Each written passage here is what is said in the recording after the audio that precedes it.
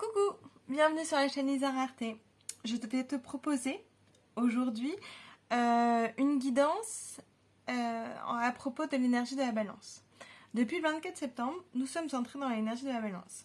C'est-à-dire que nous allons rentrer dans une énergie qui va nous permettre de trouver un équilibre entre nos projets, entre notre façon d'être par rapport à nos amis, par rapport aux autres, et trouver le juste milieu pour trouver sa place. En septembre, nous étions dans l'énergie de la Vierge, et la Vierge nous permet de planifier les choses, et surtout de monter des projets et d'avancer. Seulement, avec l'énergie de la Vierge, nous avons cette envie de faire plein de choses et de faire trop de choses. L'énergie de la Balance arrive pour justement trouver l'harmonie entre tout ce qu'on veut faire et pour que ce soit plus doux à vivre le reste de l'année. Pour traverser l'énergie de la Balance, je vais te proposer 2 tirages avec un choix 1 avec ce premier personnage et un choix 2 avec ce deuxième personnage. Dans ce tirage, je vais faire une carte pour ce qui est ma valeur très forte et à baisser, et ce qui est ma valeur faible et à monter. Ensuite, une carte pour le conseil. A tout de suite pour les tirages.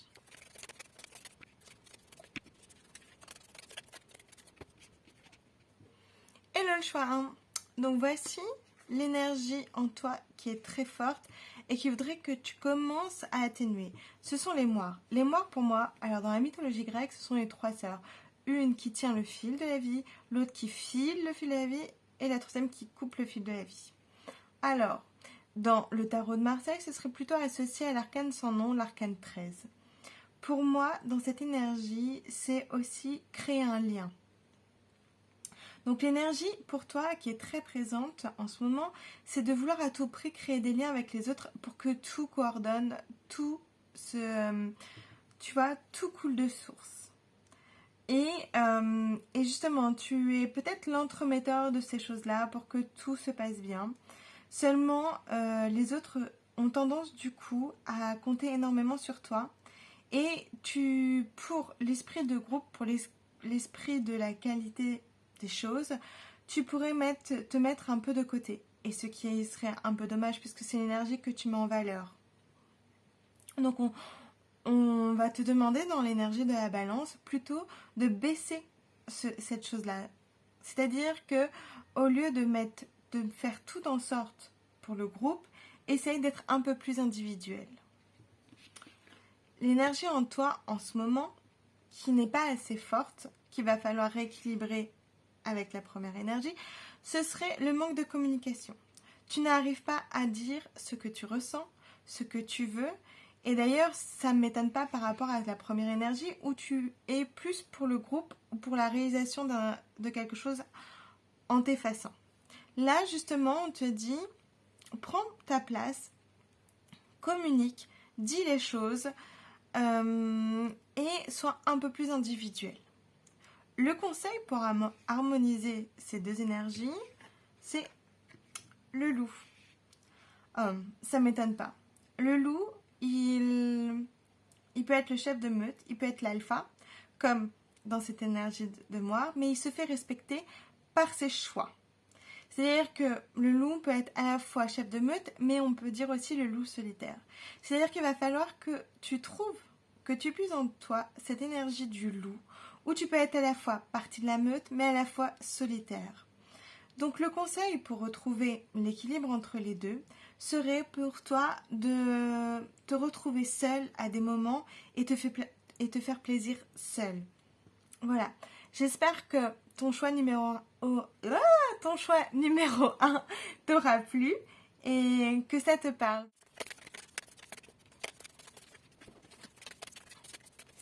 Coucou, le choix numéro 2.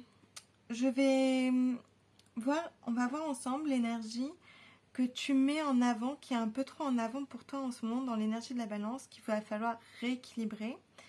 La carte Castor et Pollux. Alors, Castor et Pollux. dans l'énergie de la mythologie grecque, ce sont deux frères. L'un est à moitié Dieu et l'autre est complètement humain. L'un étant à moitié Dieu a la possibilité d'aller sur l'Olympe, donc avoir l'immortalité. Comme ils ont un amour fraternel très élevé, les deux, l'un ne peut pas se voir sans l'autre. Ça fait que celui qui est demi-mortel et demi-immortel décide de partager son immortalité pour savoir que son frère va partager avec lui cette immortalité. Il préfère partager son immortalité que de savoir son frère mort. Donc, c'est une carte très solaire, très lumineuse, qui est dans l'entraide. Et justement, peut-être que ton énergie actuellement, c'est que tu mets beaucoup en valeur les autres.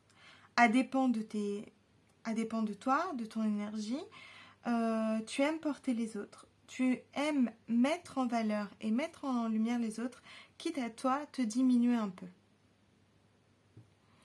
Donc, peut-être dans cette énergie de la balance, profite de cela pour que cet équilibre existe entre les deux. Que ce soit pas toujours toi qui mette en valeur les autres, mais que toi aussi, tu sois mise en valeur. Par tes dons, par rapport à ce que tu fais. Par rapport à tes projets également. L'énergie qui est en toi et qui est en baisse, ce serait la lune. Très intéressant, c'est Hécate avec la lune. C'est-à-dire que chez toi, ce qui est trop fort, ce serait le soleil, la lumière, la chaleur. Et ce qui est en bas, ce serait la lune. Donc, aurais-tu en ce moment des petits problèmes de sommeil, des petites angoisses nocturnes? J'ai l'impression que pour toi, il est très difficile d'aller te coucher. Que pour toi, là, il va falloir équilibrer entre ta vie que tu fais en journée, ton travail et tout ça, et l'énergie que tu donnes aux autres, et ton énergie qui est propre, comme le sommeil, repenser à soi, revenir à soi. Avec la lune, il y a aussi ces étapes de changement. Ça peut être comme des déménagements, ça peut être aussi des recherches aussi par rapport à la spiritualité, ou peut-être que tu es à la recherche de comprendre qui tu es et les énergies qui passent en ce moment, ou peut-être que tu es trop sensible ou très sensible aux énergies. Seulement, comme c'est en moins et qu'il faut le monter, j'ai l'impression que tu ne t'écoutes pas assez. Que tu laisses de côté un peu, tu dis « Ah, c'est pas grave, c'est pas une énergie importante pour moi, donc je la mets de côté. » Or, pendant cette énergie de la balance, elle te dit peut-être de te retourner vers ce qui est toi, ce qui est spirituel, ce qui te reconnecte à toi, et à accepter les changements. Même s'ils ne sont pas faciles, là, il y a un côté de retrouver son instinct et d'être plus à l'écoute de son intuition. Le conseil pour équilibrer la nuit et le jour pour toi serait la carte 3. Alors, la carte, pour moi, c'est la carte de l'écosystème. C'est-à-dire que ce personnage-là sort des eaux avec tout un écosystème en elle. C'est-à-dire que cela fonctionne parce qu'il y a un équilibre. Il y a assez de plantes pour les poissons, il y a assez de lumière pour créer la plante et l'écosystème est en elle.